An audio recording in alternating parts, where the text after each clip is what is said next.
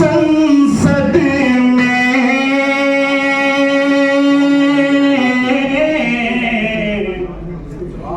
छा गए आदित्य यादव। आपकी तालियों का शोर ये बताएगा कि आप मोहतरम आदित्य यादव जी से कितनी मोहब्बत करते हैं। मैं मिसरे पढ़ता हूं, सुने कि सच है पूरे संसद में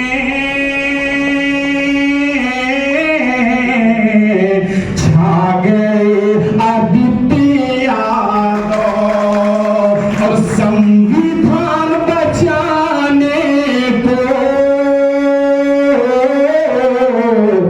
आ गए आदित्य यादव। थोड़ा सा इको दे भाई माइक पे, थोड़ा सा। संविधान बचाने को आ गए आदित्य यादव। अब नई उम्मीदों की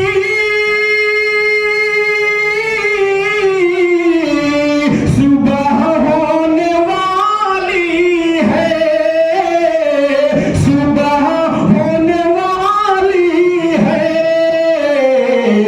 देशवासी जिस दिन से पा गए आदित्य यादव, देशवासी जिस दिन से पा गए आदित्य यादव।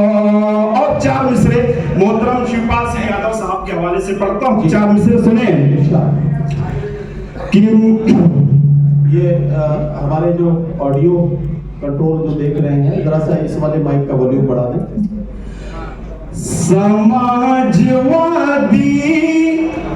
की एक पहचान है शिवपाल सिंह यादव।